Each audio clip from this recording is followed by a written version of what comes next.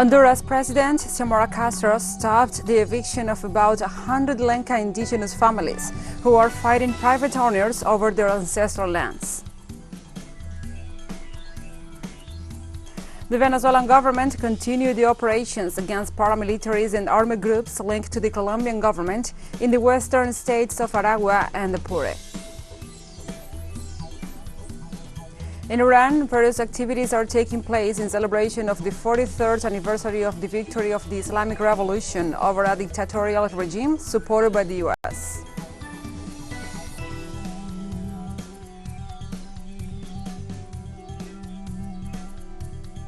From the headquarters of TeleSUR English in Havana, Cuba, this is From the South. I'm your host, Gladys Quesada, and these are the news. The eviction of 100 Lenca indigenous families in Honduras was stopped at the request of President Xiomara Castro after dozens of police officers tried to remove them. Police arrived at Tierras del Padre, a piece of land 10 kilometers south of capital Tegucigalpa, where a judge and an eviction order stating the site belongs to a private individual. According to local media reports, the 200-hectare property is claimed by the business person who intends to build 10,000 homes on the land. But representatives of the indigenous community said they have a deed registering ownership of the land that dates back to 1739. The country's Minister for Human Rights, Natalie Roque, and the presidential advisor, Pedro Amador, arrived at the scene on the orders of the head of state to stop the eviction from happening. Both representatives also said that the government was committed to defending the rights of the most vulnerable populations.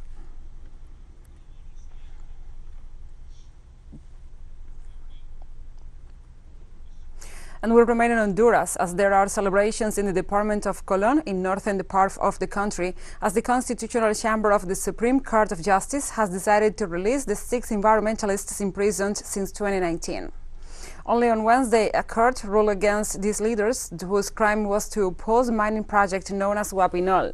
But hours later, the Constitutional Chamber was ordered to grant an appeal in favor of the 8 defendants, 2 of whom were released on Wednesday.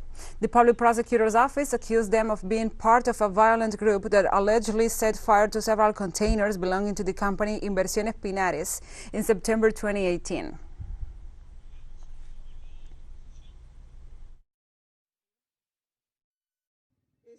We are here from the Committee of Common and Public Goods, the families, the lawyers, and all the organizations, families and people who have been following this case. We are happy because at last we are going to be able to have our companions with their families. We are going to be able to bring them to Olanchito and bring them to their families. Yes, we could. And this is very important because this process was not something that this court that was in charge of this case decided. This tribunal, these judges, who were in charge of this trial. Today, justice was finally imposed, although late. The immigration rights group Pueblos Sin Fronteras demanded on Thursday that if the National Migration Institute doesn't deliver the transit documents promised to the asylum seekers, they will begin a new caravan heading to Mexico City. People gathered during the religious ceremony in Tapachula, southeast of the country, explained that besides asking God for help, they had to mobilize under the slogan "Papers or Caravan" to make the government do something about the situation. The movement's leader, Irineo Mujica, stated the new march is a way to build up pressure because sometimes dialogue has not worked. People participating in the mobilization reaffirmed the measure is an ultimatum they have had to consider due to constant delays in their documents.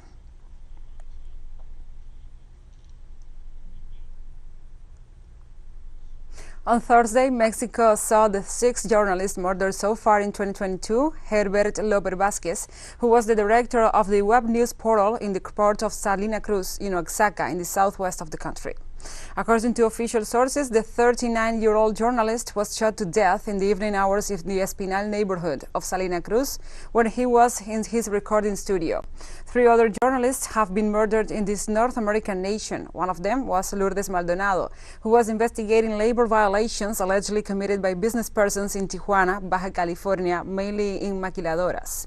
The number of journalists murdered in the present government period already exceeds 50, forcing the federal government to take more severe protection measures, which have not been enough to contain the wave of violence against reporters. Minutes after the murder, the Attorney General of Oaxaca, Arturo Peinbert Calvo, informed that 2 suspects apparently linked to the case have been detained by the authorities. In the municipality of Salina Cruz, a journalist was murdered inside his vehicle, and immediately the perpetrators fled, but the municipal police and the prosecutor's office intervened, and we are already taking action. As I said, there are 2 detainees, and we have the weapon with which these events were carried out, and we are going to start the ministerial proceedings in accordance with the law.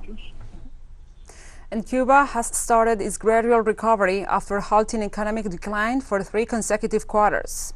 This has been reported by the Minister of Planning and Economy, Alejandro Gil, who in an assessment of the current situation in the nation said that the economy is in a very tense situation exacerbated by the impact of the blockade and the COVID-19 pandemic. In spite of this, the results of January and the projections for February and March point to the consolidation of the gradual recovery, which is why the largest of the Antilles maintains for 2022 an estimated growth of 4% of its GDP.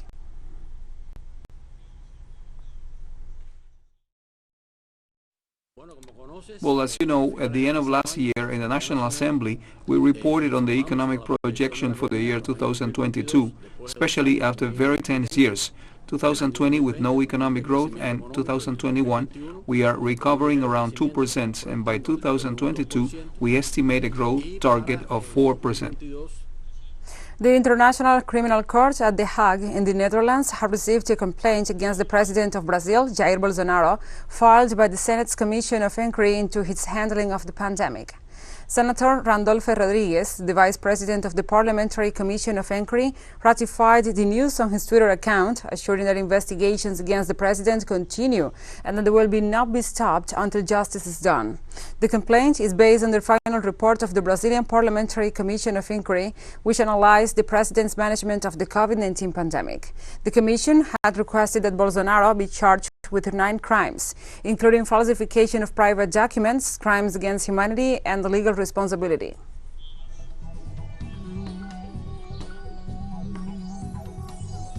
We'll take a short break now. Join us again after this.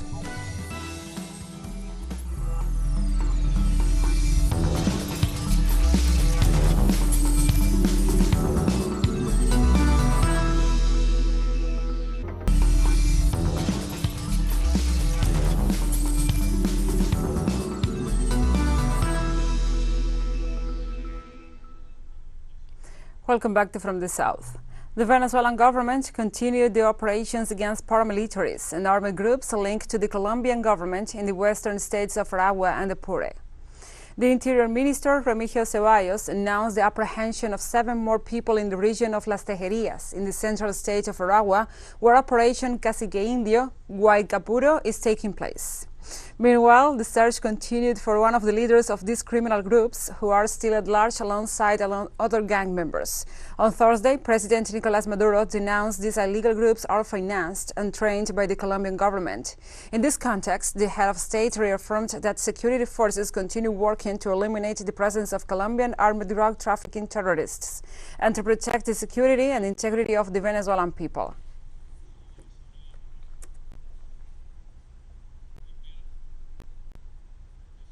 And given the situation, the Venezuelan President Nicolás Maduro Moros reported that those captured in Tejeras in Aragua State gave statements on how they were trained in Colombia to attack Venezuela.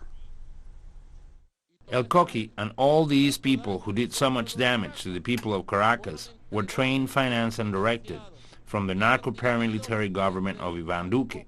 Many of those captured now testify in what cities in Colombia they were, what training they received after Colombia, how El Coqui entered Venezuela and why they placed him in Tejerías, how they were preparing a paramilitary base in Tejerías to attack the highway, to attack the city of Caracas at a given moment, under an order from the narco-paramilitary Iván Duque.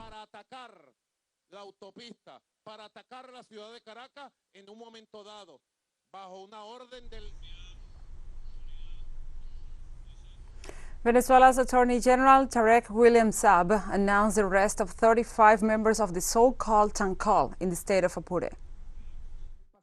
Last weekend, a total of 35 members of these irregular groups were arrested in 4 procedures carried out in the state of Apure. In one of these actions, 22 terrorists were arrested and 20 cans of gasoline seized. 3 assault rifles, a revolver, ammunition, and military clothing. They were charged with the crimes of terrorism, association to commit crimes, arms and ammunition trafficking, illegal carrying of weapons, and aggravated smuggling. Obviously, they have all been imprisoned. Also, we now go to other topics. The Russian government regrets the lack of progress at the recent meeting of the Normandy quarter of the crisis in Ukraine, after almost 9 hours of negotiations. The deputy head of the Russian presidential administration, Dmitry Kozak, noted that negotiations between the political advisors of the Quartet of Russia, France, Germany and Ukraine had not yielded results, nor had differences over the Minsk agreement been overcome. However, he noted that Russia saw no signs of willingness on the part of the French and German authorities to put pressure on Ukraine to comply with these agreements.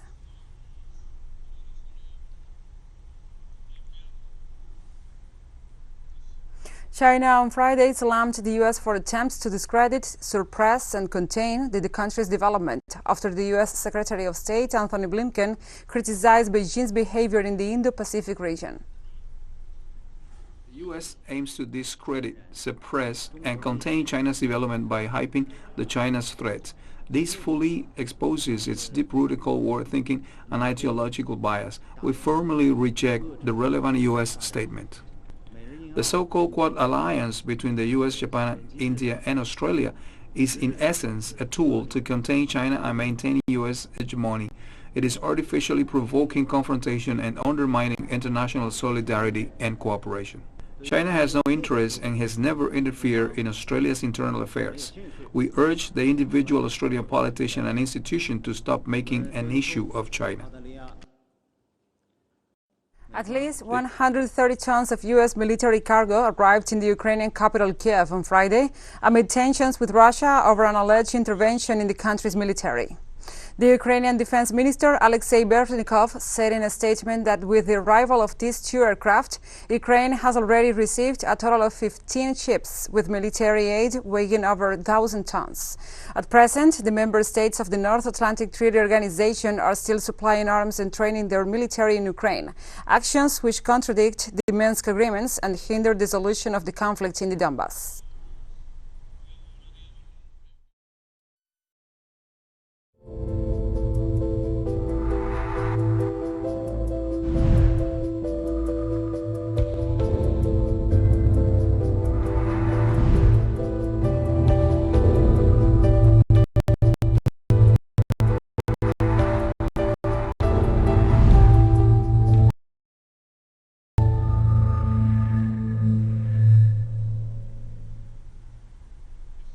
Now we move on to other topics. Trucker-led protests against coronavirus restrictions in Canada shut down another United States border crossing as similar movements gathered steam overseas. The protests have shut down central Ottawa for 14 days now, trying to force the government to lift COVID-19 health regulations. The Freedom Convoy began last month in Western Canada, launched in anger at requirements that truckers either be vaccinated or test and isolate when crossing the U.S.-Canada border. The border obstructions have already impacted businesses, with the key Ambassador Bridge linking Ontario and Detroit out of service for several days, and major automakers forced to cut back production at several plants as a result. In the meantime, in the capital, police were bringing in reinforcement, issued more arrests and tickets, and stepping up truck towing operations in a bid to break the impasse that has paralyzed the city.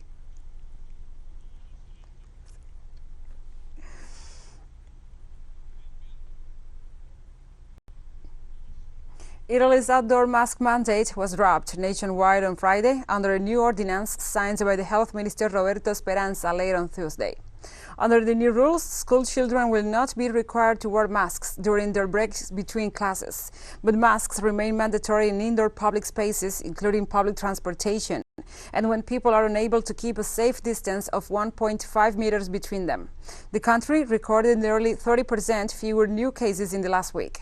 The Italian government is also discussing lifting the state of emergency on March 31st, and together with it, the indoor mask mandate that was put in place at the beginning of the health crisis.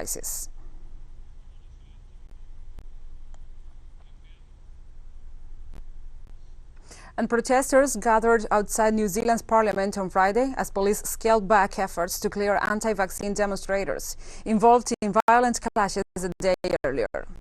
The festive mood that prevailed at the gathering was a stark contrast to the fiery scenes witnessed on Thursday, when officers attempted to evict protesters, arresting 122 people and using pepper spray to contain the demonstrators. Activists have been camped on the laws of the parliament for 4 days in a protest that began on Tuesday as a copycat of the Freedom Convoy action by Canadian truckers in Ottawa. New Zealand requires mandatory COVID-19 vaccinations for people working in sectors such as health, law enforcement, education and defense, with those who refuse the job facing the sack.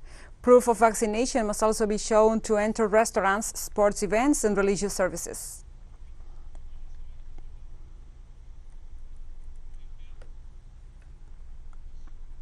The World Health Organization's Director General Tedros Adhanom Ghebreyesus traveled to Cape Town, South Africa, on Friday to visit the continent's first and only mRNA vaccine tech transfer hub. The WHO Director General, along with the Health Minister Joe Fala and the Deputy Minister of Higher Education, Science and Innovation, Buri Manamela, visited several public and private sector facilities that are playing a critical role in the country's response to COVID-19. These include African Biologics and Vaccines, the Biomedical Research Institute at Stellenbosch University, and South African vaccine producer Biovac, among others. Launched in July last year, the Vaccine Technology Transfer Hub shares technology and technical know-how with local producers. This helps to provide a range of services along the vaccine value chain, both locally and throughout Africa, as well as helping increase local vaccine production capacity. So the idea is, although we chose South Africa at the center as a global hub, the idea is to build global capacity, especially in countries, low-income countries, to have their own capacity, so the equity issue is addressed in the future. So this is an investment, and that could possibly be a game changer in combating the major diseases. So this is big, and whatever time it takes, the key is, as they were saying, the quality of it. We'll take a final short break. Join us again after this.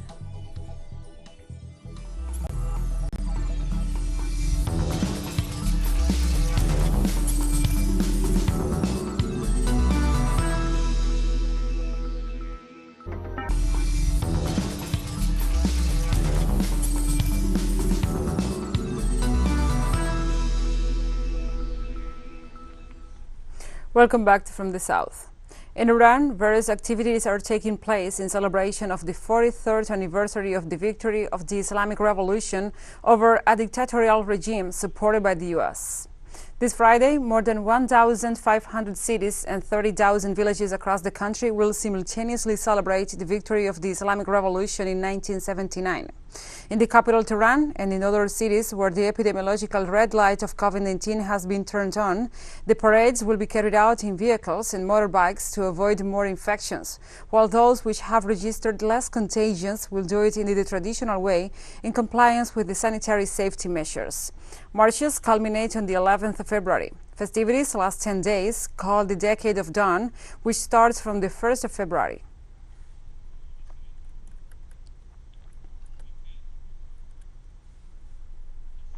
In Beijing on Thursday, China's Ministry of Commerce spokesperson Gao Feng announced China and Ecuador officially launched negotiations on a free trade deal agreement, also, which will promote bilateral trade and investment. According to Feng, this agreement is expected to bring the bilateral trade to a new high level. China will work with Ecuador to actively advance relevant negotiations in accordance with consensus reached by both heads of state. The signing of this agreement will help further unleash the potential of bilateral trade, improve the quality and scale of trade, promote the sustainable, stable and diversified development of bilateral trade, and bring the tangible benefits to the business persons and the people of the two countries.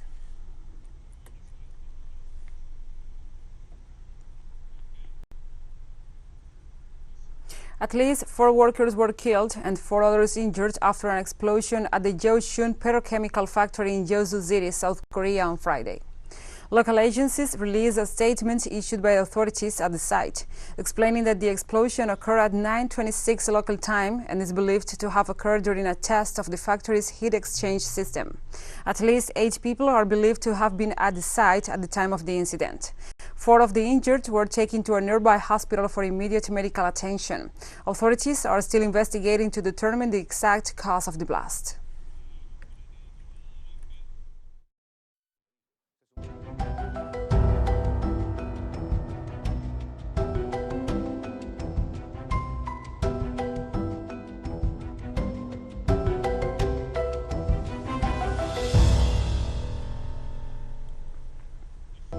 Now we move on to other topics. This Friday in France, around 150 people gathered in Brest at the call of Greenpeace and the Plain Mer Association to denounce the One Ocean Summit held in the city. The One Ocean Summit in the northwestern port city aimed at raising the international community's ambitions to protect sea life, cut plastic pollution, and tackle the impact of the climate change. World leaders are under pressure to conclude the years of talks on the agreement to protect open oceans that help sustain life on Earth, cover almost half of the planet, and currently fall under no country's laws. The issue could not be more urgent, as oceans produce half of the oxygen humans breathe and regulate their weather. But they are being pushed by the brink by human activities. Carbon dioxide emissions and global warming drive devastating heat waves and acidification, while humans have fished some marine species to the edge of extinction and use the world's waters as a garbage dump. We denounce the lack of ambition in terms of real political will to protect the oceans. There are many declarations of principle, but this is what we have heard throughout the 5-year term. Macron, king of the climate, king of the oceans, make your planet great again. And behind all that, there is no action, or actions that are completely contradictory. This is the case for the climate, and it is the case today for the ocean. We denounce the prospect of going deep into the earth to find minerals. We are talking about the prospect of going between 1,000 and 6,000 meters in extremely vulnerable ecosystems to look for rare earth, cobalt, and nickel, with the pretext that we need them for the ecological transition. There is something quite shocking in this. We are being sold a deal where you have a choice. Either you fight against climate change and accept the destruction of the oceans, or you don't ensure the transition. An estimated 5 tons of oil was believed to have leaked 20 kilometers off the eastern province of Rayón, in the same location where at least 22 tons spilled into the sea on January 25. The cleanup from the earlier spill was declared completed last week, although some oil made it into the shoreland beaches. The new leak was reported on Thursday and believed to have come from an underwater pipeline to mooring point that was undergoing repairs, said its operator, Star Petroleum Refining Company. Navy reports said that there are large oil slicks from the new leak had been detected and chemicals were being applied to disperse them. Star Petroleum said in a statement that the new situation was under control after booms had been deployed to limit the spread of the oil and dispersant chemicals applied.